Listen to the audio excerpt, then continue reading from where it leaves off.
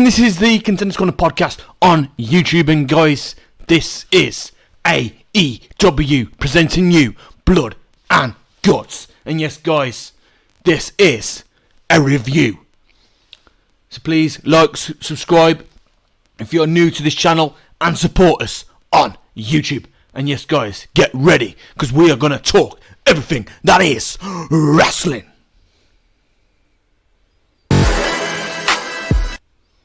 And we're back. And again guys, just like we said, if you are new to this channel, then please like, share, comment and subscribe.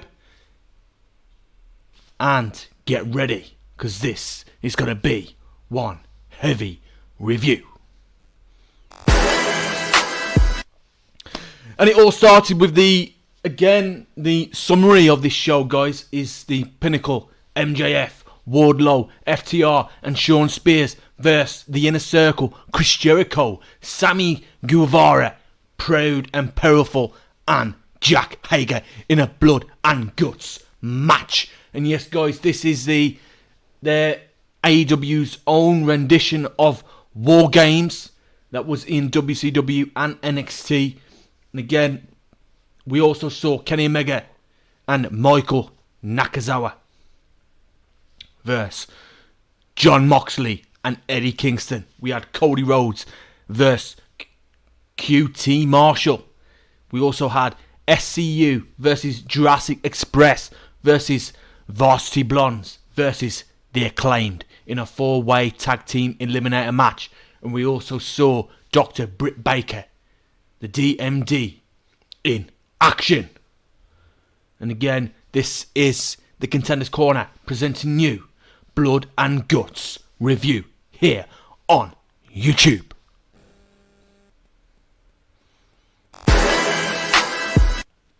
And we're back, and this is the Contenders Corner podcast, and we're ready to talk wrestling. And yes, get ready, because this is going to be one heavy review here on YouTube. And again, we all started, we're going to go straight in with this, with the SCU versus Jurassic Express versus Varsity Blondes versus the Acclaimed.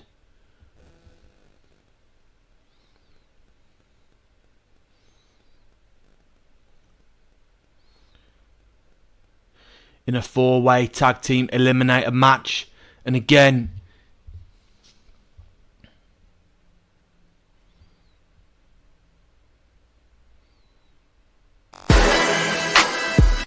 the Acclaimed, Anthony Bowens and Max Caster, Jurassic Express, Jungle Boy and Luchasaurus, Varsity Blondes, Brian Pillman Jr. and Griff Garrison, and SCU, Frankie Kazarian and Christopher Daniels battled in a 4-way tag team eliminator match for the right to challenge the Young Bucks for the AEW Tag Team Championships in 1 week's time.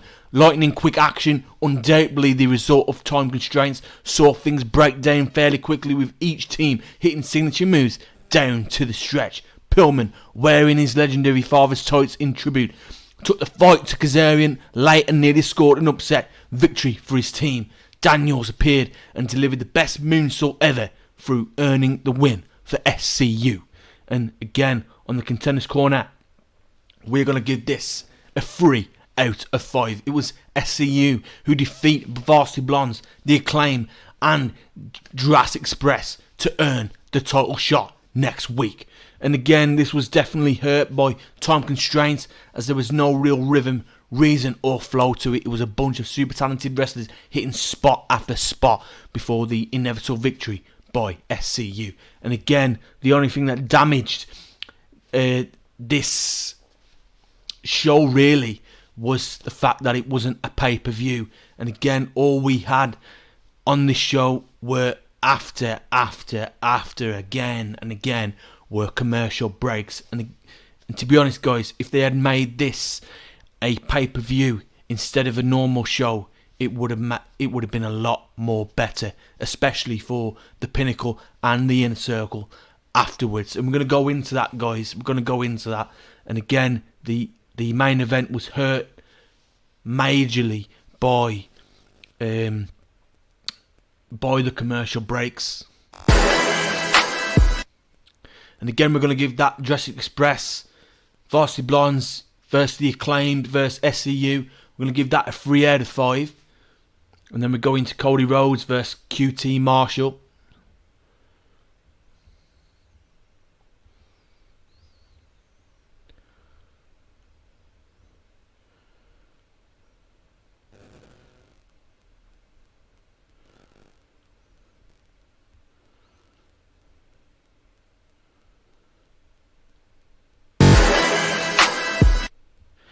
And Cody Rhodes attacked QT Marshall from the opening bell, looking to avenge the shocking betrayal that fractured their friendship beyond repair.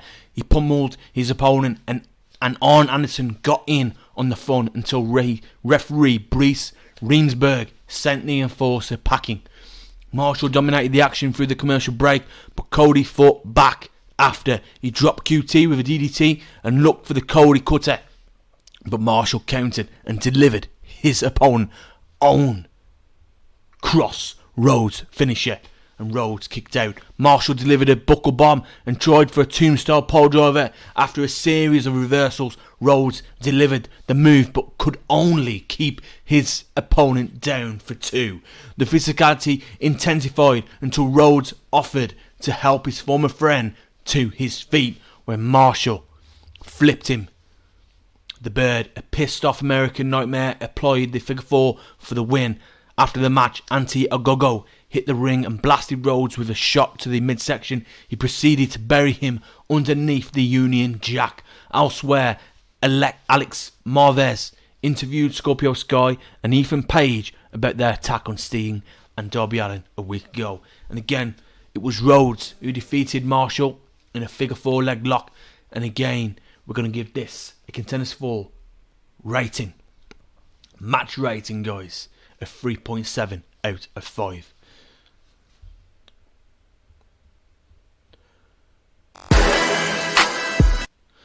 And then we're going to go in for the kill here. And that is Dr. Britt Baker. DMD is in action.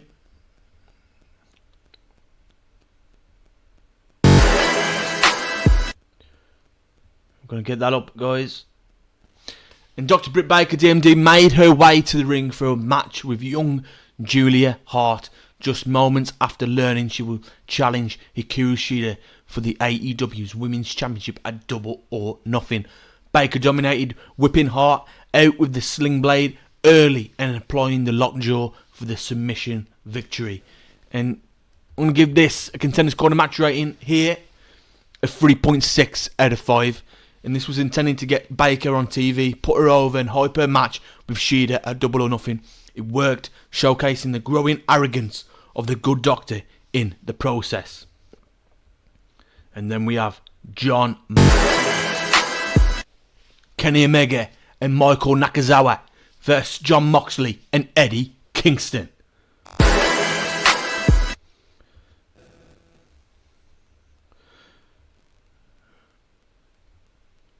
And MT Nakazawa and Don Callis made their way to the ring to kick off the show, the latter claiming Kenny Omega was not able to compete tonight and therefore Nakazawa would compete on his own. As Jon Moxley and Eddie Kingston made their way to the ring for the advertised tag team match, Omega attacked the babyfaces. A brief onslaught by the heels on Kingston came to a sudden end as Moxley entered the ring and teed off on the opposition. The flight spilled to the floor where Moxley pounded away at Omega and Kingston unloaded on Nakazawa. Back in the ring, Nakazawa choked away at Kingston while Omega joined from the ring apron. The heels worked over Kingston, cutting him from his partner until a knife-edge chop from the AEW World Champion seemingly woke him up. Kingston threw chops back at Omega until an enziguri halted his momentum. Kingston made the tag to Moxley, who exploded into the match and took the fight to Nakazawa. Mox punished him, dropping him with a pole driver. Omega broke up the pin, but the babyfaces forced him to the floor. Mox applied the rear naked choke to Nakazawa while Kingston dared Omega to get back in the ring. The world champion walked out on his friend, leaving Moxley and Omega to deliver a half and half finisher for the win. After the match, the Young Bucks appeared and provided a distraction that allowed the Good Brothers to attack. The heels beat the victors down, leaving them lying in time for Omega to saunter his way to the ring. The champion delivered the one-wing angel to Kingston and pinned him, while one of his cohorts mockingly counted to 3. Moxley and Kingston defeated Omega and Nakazawa. We're going to give this a 3 out of 5. This was all about establishing Omega as a cowardly heel. He evaded as much contact with Moxley and Kingston when they were on the offensive as possible, walked out on his own partner, and then returned just in time to partake in a 6-on-2 beatdown of the baby faces. From a character development standpoint, it was fine enough. We have known Omega is the cowardly heel, reliant on the numbers game. It has been something AEW has been insisting upon presenting for the last few months. Had this furthered things at all, it would have graded better. Again, I don't know, guys. I don't know. I think Omega shouldn't have avoided a lot of contact with Moxley and Kingston in here. I think it's just going to go. I think we're going to see this play out at Double or Nothing, really. Again, it done the job. He's still portraying that cowardly heel, rather fighting numbers than on his own tariff. But again, credit to Omega and Rich Swann the other week. That was an incredible match. This match, it was lackluster, to be honest, especially from a Omega and a Moxley standpoint. I thought it would have been a lot better match. But it is what it is, guys. It was good. We'll give this a 3 out of 5.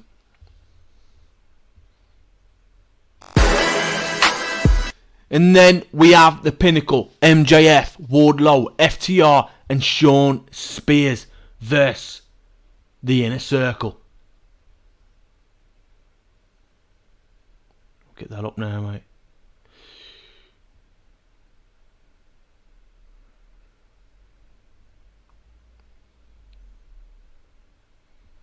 So yes, guys, the Inner Circle versus the Pinnacle. So we have MJF, Wardlow, FTR and Shawn Spears versus the Inner Circle. Chris Jericho, Sammy Guevara, Proud and Powerful and Jake Hager in a blood and guts match. Known as the War Games, guys.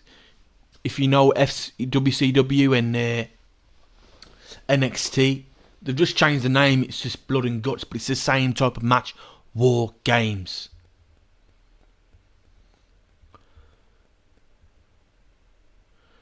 And the historic blood and guts match between the Inner Circle and the Pinnacle kicked off with Sammy Guevara and Dax Harwood representing their respective teams. Guevara bloodied his opponent just in time for Shawn Spears to enter, giving the Pinnacle the one-man advantage for 2 minutes. The Spanish God absorbed considerable punishment until Ortiz entered the ring, unloading on the heels. He blasted Spears with a chair while on the top rope, giving way to a Spanish flyby. Guevara. Cash Wheeler entered for the Pinnacle next, wiping out Guevara before joining Harwood for an assisted brain buster on Ortiz. Santana entered the fray next, firing away with hard right hands and an urinage on Wheeler. He launched himself at FTR, entering the break, but found himself slammed face first into the cage. Wardlow entered the match for Pinnacle next and stood defiantly, daring Inner Circle to bring the fight to him. He fended off the attacks on Santana, Ortiz and Guevara, tossing them aside like ragdolls. Jake Hager entered next, tossing his Pinnacle opponents around, delivering a Hager bomb to Wheeler. He applied the ankle lock to Spears, who tapped to no avail. With Wardlow back to his feet, Big Hager came face to face with his fellow heavyweight. They exchanged rights and left before Wardlow gained the upper hand by sending him into the cage. Spears hit the C4 on Guevara just as MJF became the final member of his team to enter the fight, with Pinnacle rolling the mouthy heel taunted Chris Jericho from aside the steel structure. The cameras caught Wheeler pouring blood and putting over the barbarism of the contest. Jericho entered the match and the bell rang, meaning things would end with a pinfall or submission. Le Champion produced Floyd the baseball bat, basing his opponents with it and chasing spears up the cage, where he choked him with the weapon. As the show headed to a picture-in-picture commercial break, Inner Circle thrived on the dominance of Jericho. During the break, FTR exposed the wood of the ring for an attempted pole driver. Instead, Santana and Ortiz turned the tide on them and delivered spike pole drivers with the assistance of Guevara. With spears in the Tree of Woe, Guevara went coast to coast, delivering a Van Terminator. Jericho bashed MJF with a steel turnbuckle, and Santana and Ortiz teamed up to gouge the spoiled brat with a fork to the face. The loudmouth heel poured blood as Inner Circle dominated. The babyfaces obliterated Wardlow, heading into the final break of the night. During the commercial, Jericho found MJF to the top of the cage while his teammates continued to dominate the action in the ring. The champion applied the walls of Jericho, but MJF refused to tap. He caught Jericho with a low blow to force the break and then applied the salt of the earth armbar. Jericho fended off the pain, but MJF answered with a shot to the face with a dynamite diamond ring. He berated the now bloodied Jericho on top of the cage and threatened to throw him off if Inner Circle didn't surrender. Guevara, in the name of saving his friend and mentor, did bring the match to a screeching halt. Then, in typical heel fashion, MJF shoved him off anyway. Jericho took a big bump through the stage, i.e. particle board and crash pad, to end the show as MJF stood triumphantly atop the cage. And again, the Pinnacle defeat Inner Circle via surrender. And I'm going to give this a 5 out of 5 match. There was a lot of love about this match. The blood, the physicality, the physical intensity, and the way the match built as it went on were all positives. Dax Harwood and Cash Wheeler absolutely stole the show. Two old school throwbacks who knew exactly how to sell and when to bump to maximum effect. They were the MVPs of the match. Guevara were great and is destined to be the most beloved babyface in AEW one day. His guts, attitude and in-ring fearlessness would appeal to audiences in the same way Eddie Guerrero's did a generation earlier. Kudos to Hager and Wardlow for pulling off a hell of a host fight built from the moment they first shared the screens months ago. They were great, throwing hands and running over each other. For all the good, there were issues with the match for sure. Again, and it all stemmed from the commercials, guys. And again, if this was a pay-per-view itself, it would have turned out a lot better indeed.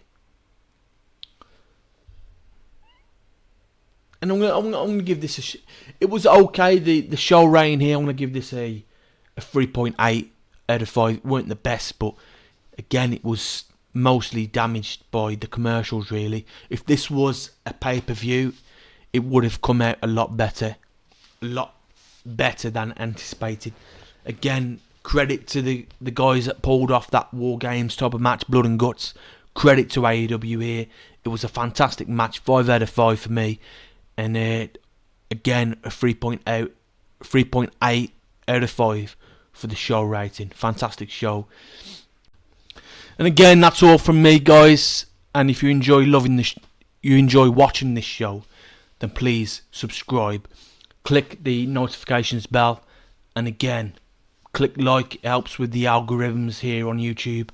And that's all, guys. And we'll catch you again for a SmackDown review. And again, stay awesome.